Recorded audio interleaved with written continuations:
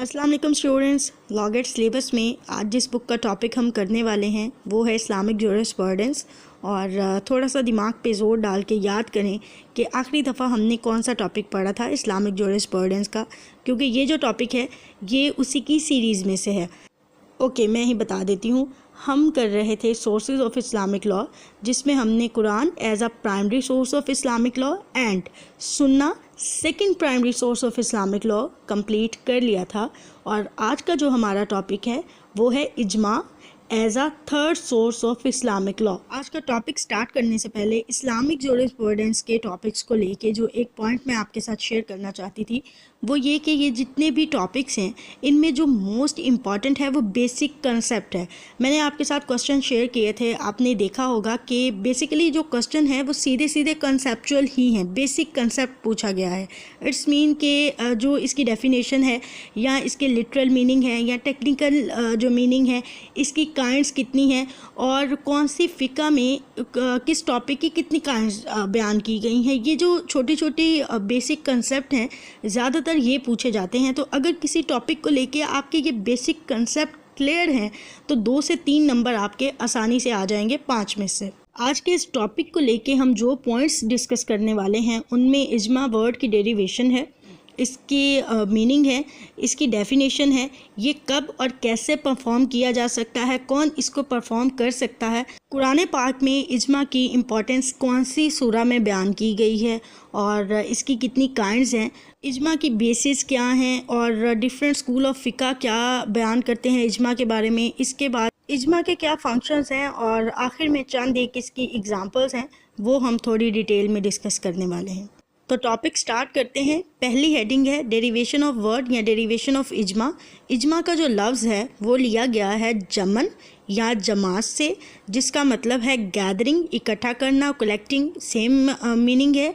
Unanimity, इसका मतलब है इत्तफाक राय। सेकंड हेडिंग है मीनिंग ऑफ द इजमा। इजमा का जो लफ्ज़ है वो अरबी लफ्ज़ जमा से लिया गया है और ये जो जमा लफ्ज़ है इसके 2 मायने हैं।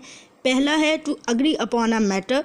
ये जो agree upon a matter first उसका मीनिंग है, इसके लिए हमें 2 या 2 से ज़्यादा लोग रिक्वायर्ड होते हैं, क्योंकि जब भी आप किसी चीज़ पे अग्री करवाना होता है आपको तो उसके लिए 2 या 2 से ज़्यादा लोगों का होना ज़रूरी है। जो सेकंड मीनिंग है वो है टू डिटर्मिन और टू रिसॉल्व। और ये जो सेकंड मीनिंग है इसके लिए हमें 2 या 2 से ज़्यादा की जो लिमिट है या जो रिक्वायरमेंट है उसकी ज़रूरत नहीं है। हम अकेले भी जो सेकंड मीनिंग वाला इजमा है उसको परफॉर्म कर सकते हैं। अगर आसान लफ्ज़ों में इजमा का मतलब बयान करूं तो इसका मतलब है डिटर्मिनेशन एंड कंसेंसस, जो कि कंसेंसस है इसका मतलब इत्तफाक राय है, या एन अग्रीमेंट अपॉन समथिंग। ये जो 2 मतलब हैं इजमा के ये मोस्ट इम्पॉर्टेंट है, बाज़ दफ़ा यही पूछ लिए जाते हैं तो इनको जहन नशीन रखिएगा। Next definition of इजमा। अर्राज़ी की डेफिनेशन है the consensus of independent jurist, जो कि मुज्तहिद होते हैं, from the Umma of Muhammad piece B upon him after his death in a determined period upon a rule of Islamic law. It is called इजमा। Next है validity conditions for इजमा। सबसे पहले इजमा perform कौन कर सकता है, तो हमें पता चला कि जो इजमा हैं उनके लिए जो भी शख्स हो, एक तो वो मुज्तहिद की जितनी भी जो कंडीशंस हैं उन पे पूरा उतरता हो, दूसरा वो इंडिपेंडेंट हो। नेक्स्ट क्वेश्चन आता है कि इजमा कब परफॉर्म किया जाएगा। इजमा नबी करीम सल्लल्लाहु अलैहि वसल्लम की डेथ के बाद एक स्पेसिफिक पीरियड के अंदर ही परफॉर्म किया जा सकता है। उसके बाद एक और क्वेश्चन आता है कि इजमा किस रूल पे परफॉर्म किया जा सकता है। इजमा हुक्म शरई पे परफॉर्म किया जा सकता है। इसके बाद एक इम्पॉर्टेंट पॉइंट या एक इम्पॉर्टेंट कंडीशन जो इजमा की है वो ये है कि जितने भी जूरिस्ट होते हैं जो इजमा परफॉर्म कर रहे होते हैं उनमें इत्तफाक राय होना ज़रूरी है, क्योंकि इजमा की बेस ही कंसेंसस यानी कि इत्तफाक राय पे है। अगर इत्तफाक राय नहीं होती तो उसकी कुछ कंडीशंस हैं जहाँ पे जो है हम फिर भी इजमा को ठीक मान लेते हैं, लेकिन इत्तफाक राय होना फर्स्ट प्रायोरिटी है, फर्स्ट कंडीशन है। जब भी किसी जूरिस्ट ने اجماع پرفارم کرنا ہے تو اس کے لیے مین کنڈیشن یہ ہے کہ جو بھی میٹر ہے نہ تو وہ قرآن پاک میں واضح ہے نہ ہی وہ کسی حدیث سے ثابت ہوتا ہے، تو اس پوائنٹ پہ ہم اجماع پرفارم کر سکتے ہیں۔ اگر کوئی بھی میٹر قرآن پاک یا حدیث میں واضح ہے یا کہیں سے بھی اس کا کوئی ایویڈنس ملتا ہے تو اس پہ ہم اجماع پرفارم نہیں کر سکتے۔ یہ بھی ایک مین کنڈیشن ہے اجماع کو پرفارم کرنے کی۔ اگلی جو ہیڈنگ ہے وہ ہے امپورٹنس آف اجماع ان دی لائٹ آف ہولی قرآن۔ قرآن پاک کی سورۃ النساء میں اجماع کی امپورٹنس آئی ہے۔ سورہ نساء کی کچھ ایسی آیات ہیں، کچھ ایسی ورسز ہیں جس سے ہمیں اجماع کی پرفارمنس کی انڈیکیشن ملتی ہے۔ نیکسٹ ہیڈنگ کائنڈز آف اجماع۔ There are two kinds of اجماع۔ فرسٹ ایکسپلیسٹ اجماع مینز واضح اجماع، سیکنڈ سائلنٹ یا سکوتی اجماع۔ ایکسپلیسٹ نام سے ہی ظاہر ہے کہ اس اجماع میں جو بھی جورسٹ ہیں وہ اپنا اوپینین واضح کر دیتے ہیں، اور جو سائلنٹ یا سکوتی اجماع ہے اس کا مطلب یہ ہے کہ ایک ایسا اوپینین جس کو نہ تو ریجیکٹ کیا جائے اور نہ ہی ایکسیپٹ کیا جائے بلکہ اس پہ خاموشی اختیار کی جائے، تو اسے کہتے ہیں سکوتی اجماع۔ ہیڈنگ ہے بیسز فار اجماع، اور اجماع کی 4 بیسز ہیں۔ پہلی ہولی قرآن، دوسری سینگ آف پرافٹ یعنی کہ حدیث، تیسری ایکٹ آف پرافٹ یعنی کہ سنت، اور جو چوتھی ہے وہ speeches and preaching of prophet یعنی کہ تقریر رسول جو ہے وہ بیسز ہیں اجماع کی۔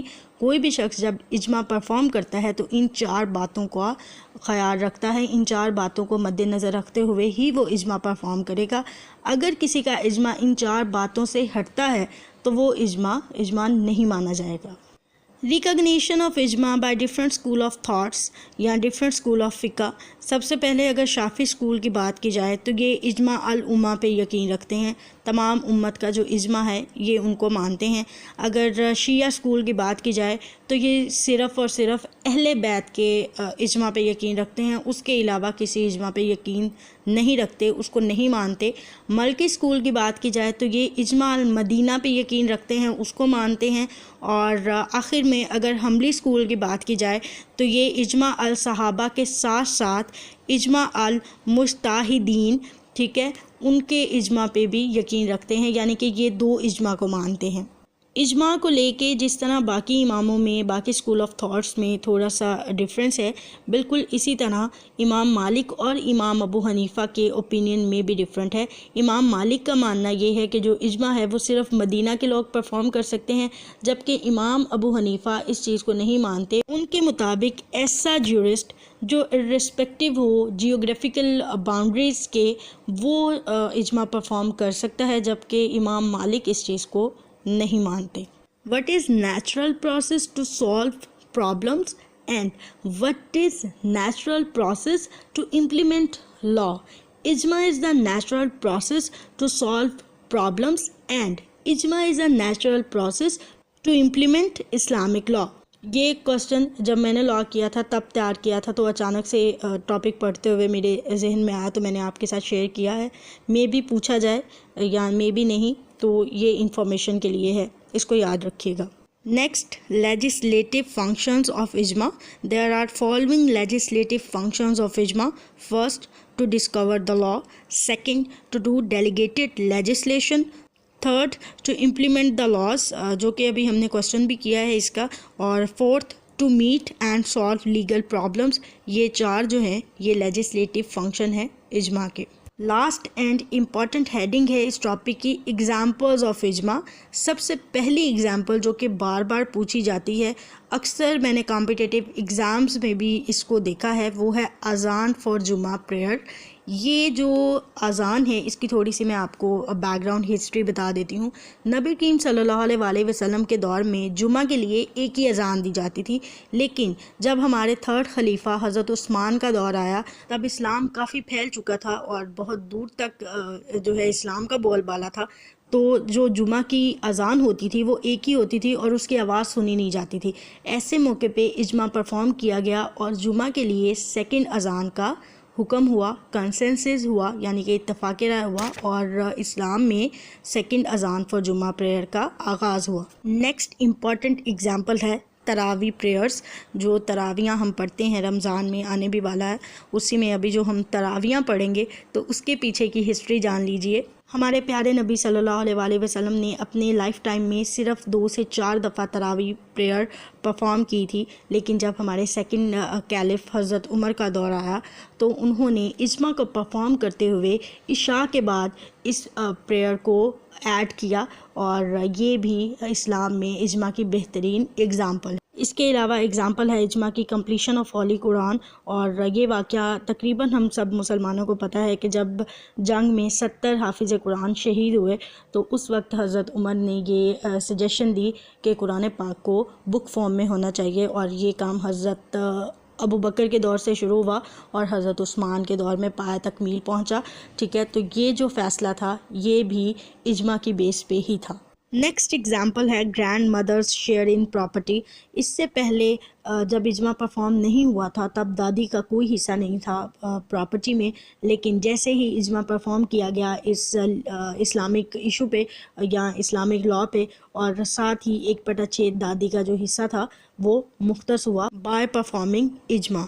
نیکسٹ اینڈ لاسٹ ایگزامپل ہے سسپینشن آف حدود۔ حضرت عمر کے دور میں قحط جب آیا تو اجماع کو پرفارم کرتے ہوئے اس دور کے لیے، اس وقت کے لیے حضرت عمر نے جو حد کی پرفارمنس تھی اس کو سسپینڈ کیا تھا، تو یہ بھی تھرو اجماع ہوا تھا۔ نیکسٹ ایک لیگل سا کوسچن ہے اجماع کے متعلق، if a Qazi goes wrong on question covered by اجماع، تو پھر جو ڈگری وہ دیتا ہے اس کا کیا ہوگا؟ تو اگر کہیں ایسا معاملہ آ جاتا ہے جہاں پہ قاضی اجماع پہ غلط ڈگری دے دیتا ہے یا اس کو سمجھ نہیں آتی، تو اس کی جو ڈگری ہے وہ سیٹ اسائیڈ ہو جائے گی، اس کو مانا نہیں جائے گا۔ تو یہ تھا آج کا ہمارا 3rd source of Islamic law, اجماع، اور میں نے کوشش کی ہے کہ میں تمام پوائنٹس، کوئی چھوٹا سا پوائنٹ بھی نہ رہ جائے اس کا، میں جو ہے تھورلی کور کرواؤں اجماع کے ٹاپک کو، کیونکہ یہ LLB کے پیپرز میں بھی بہت امپورٹنٹ ہے، اور لاء گیٹ میں تو ہے ہی، ایک آدھا کوسچن آ ہی جاتا ہے سورسز میں سے، تو اس کو اچھے طریقے سے کرنا ہے آپ نے۔